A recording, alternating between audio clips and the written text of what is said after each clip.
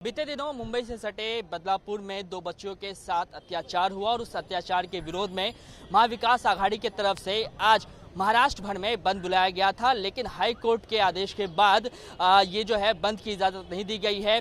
उसके बाद महाराष्ट्र के अलग अलग हिस्से में महाविकास आघाड़ी के नेता आज साइलेंट प्रोटेस्ट कर रहे हैं।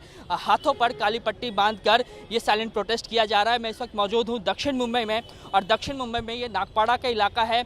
अब देखिए कि तमाम जो कांग्रेस के महाराष्ट्र कांग्रेस के वरिष्ठ नेता हैं वो यहाँ पर मौजूद हैं, और हाईकोर्ट के आदेश के बाद आज यहाँ पर साइलेंट प्रोटेस्ट किया जा रहा है। सर, आप राज्य के पूर्व मुख्यमंत्री हैं, महाराष्ट्र कांग्रेस के वरिष्ठ नेता हैं। जिस तरीके से हाईकोर्ट का आदेश आया बंद को लेकर, एक निराशाजनक स्थिति जो है वो महाविकास आघाड़ी में देखने को मिली। इसके बाद आप लोगों ने डिसाइड किया कि साइलेंट प्रोटेस्ट जो है वो किया जाएगा, क्या कहेंगे? देखिए, निराशा की बात नहीं है।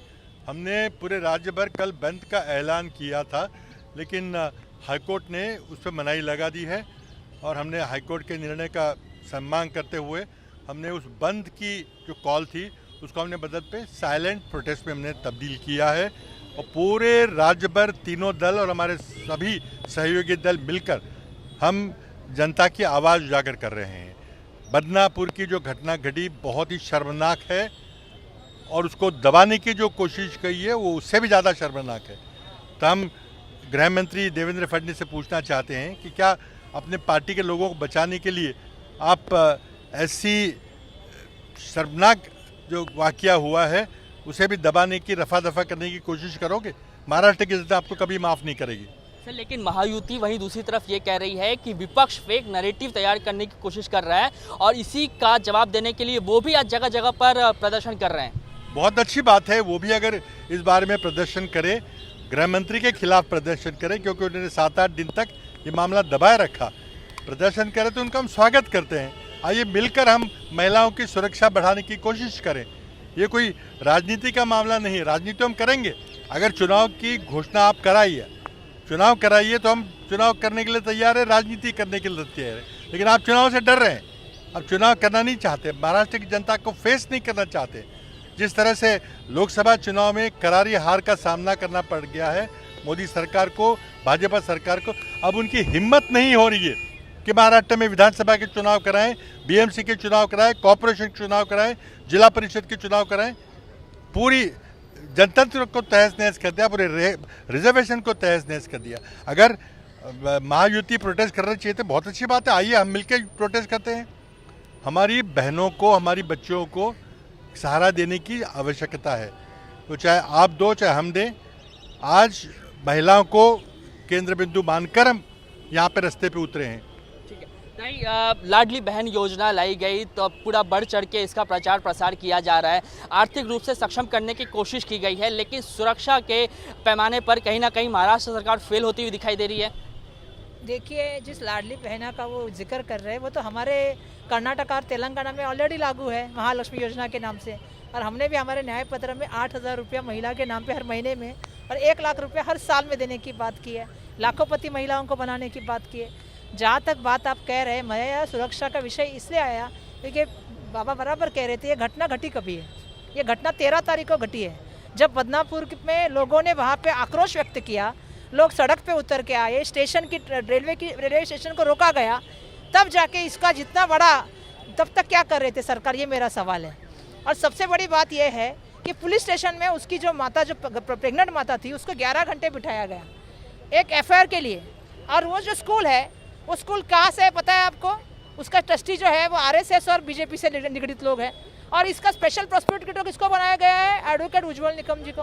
तो मेरा ये सवाल है कि ये केस में उसको न्याय कैसे मिलेगा, ये भी हमारा है। और आज बदनापुर में अगर देखेंगे, थाना जिले में आप अकेले देखेंगे, ये महीने भर में 4 से 5 जो है ऐसी घटनाएं हुई है। कल मुंबई में 2.5 साल की लड़की का जो है, जो हनुमान नगर में है, उसको मोलिस्टेशन हुआ। आज 4 साल की लड़की का बलात्कार होता है, अस्पताल में बलात्कार होता है, मंदिर में बलात्कार होता है। तो अगर महिलाएं सुरक्षित नहीं है लग रही है महिलाओं को, तो महिलाएं बात कर रही है तो उसको सुनना चाहिए। एडवोकेट सदावर्ते जी ने तो हमारी भूमिका रखनी चाहिए थी कि महिलाओं के न्याय के लिए, लड़की के न्याय मिलने तक मैं लड़ाई लड़ूंगा, लेकिन ऐसा हुआ नहीं। उनके श्रद्धेय इस राज्य के गृह मंत्री है, इस राज्य के मुख्यमंत्री जो ठाणा जिले से, जहाँ पे क्राइम सबसे ज़्यादा है, और महाराष्ट्र भी दूसरे नंबर पे आया है देश में महिला क्राइम में। तो ऐसे सिचुएशन में अगर ये जिम्मेदारी नहीं ले सकते हैं, आज उनके लोग जो उतरे हैं वो किस लिए उतरे हैं? क्या वो कह रहे हैं कि मुख्यमंत्री और उप मुख्यमंत्री राजीनामा दो? वो कह रहे हैं कि विपक्ष जो है इस पूरे मामले में राजनीति कर रहा है और ऐसे राजनीति करने वाली विपक्ष की मानसिकता जो है वो विकृत है। महाराष्ट्र दूसरे नंबर पे क्राइम में आया है महिलाओं के अगेंस्ट। ये मानसिकता ये किसकी जिम्मेदारी है? आज बदनापुर में घटना हुई है, उससे पहले थाना में कितनी घटनाएं हुई है, इस किसकी जिम्मेदारी है? राज्य के मुख्यमंत्री के यहाँ पे 7 महीने में 57% क्राइम बढ़ता है, किसकी जिम्मेदारी है? राज्य के उप मुख्यमंत्री की जिम्मेदारी क्या है? होम मिनिस्टर की, जो जिनके श्रद्धेय अभी गए हैं कोर्ट में। देखिए, बिल्कुल हम कोर्ट का जो है, जो कोर्ट ने निर्णय लिया है उसको स्वीकारते हैं। हमने साइलेंट प्रोटेस्ट पोजीशन भी यहाँ पे किया है, हमने मुख्य मोर्चा यहाँ पे रखा है। लेकिन मेरा सवाल ये है, अगर महिलाएं ट्रेन में सुरक्षित नहीं है, स्कूल में सुरक्षित नहीं है, तो महिलाओं के लिए आवाज़ उठाने वाले लोग अगर ज़मीन पे आके बात करते तो उसको तो सुनना पड़ेगा ना। कोर्ट ने क्यों फटकारा सरकार को? कोर्ट ने क्यों फटकारा पुलिस डिपार्टमेंट को? फटकारा ना, ये तो फैक्ट है ना। तो मेरा यही कहना है कि सरकार जो काम नहीं करती उसकी आवाज़ बन के कौन आएगा? अगर एक पत्रकार कहती है कोई बात, तो उसको आप कहते हैं आप ऐसी बात करें जैसे आपके बलात्कार हुआ है। ये कौन सा महाराष्ट्र हम दिखा रहे हैं और कौन से महाराष्ट्र की बात हम कर रहे हैं जिसको महाराष्ट्र को इतनी सारी महिलाओं का इतिहास है? तो ये हम बिल्कुल सहेंगे नहीं, ये आंदोलन ऐसा ही चलता रहेगा। आज हमें बिल्कुल मुख है, लेकिन इसका मतलब हमारी चुप्पी में भी बहुत सारी आवाज़ है। हाँ, तो हम उतरे हैं माताओं के स्वाभिमान के लिए और बहनों के रक्षण के लिए और बच्चों के रक्षण के लिए, और वो लड़ाई सम्मान की हम लड़ते रहेंगे, ये मेरा कहना है आप सभी से। अमीन साहब, एक लास्ट कमेंट मैं आपसे लेना चाहूँगा। हम इस वक्त जिस जगह पे मौजूद हैं बहुत ही ऐतिहासिक जगह है।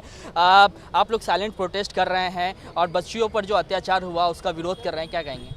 देखिए, बहुत ही ऐतिहासिक जगह है ये मौलाना आज़ाद रोड है, ये हज़रत मोहानी जंक्शन है।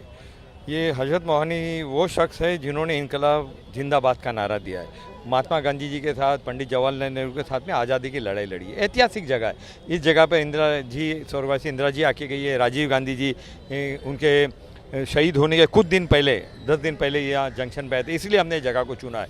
इस जगह से हम मुंबई और महाराष्ट्र की हर एक बच्ची को, हर एक बहन को, हमारी जितनी महिलाएं हैं, हमारी अध्यक्षा वर्षा गायकवाड़ है, ex chief minister Prithviraj Chavan है, ये अश्योरेंस देना चाहते हैं कि हम आपके साथ में खड़े हैं और आपकी लड़ाई कांग्रेस पार्टी, महा विकास आघाड़ी और इंडिया अलायंस लड़ेगी।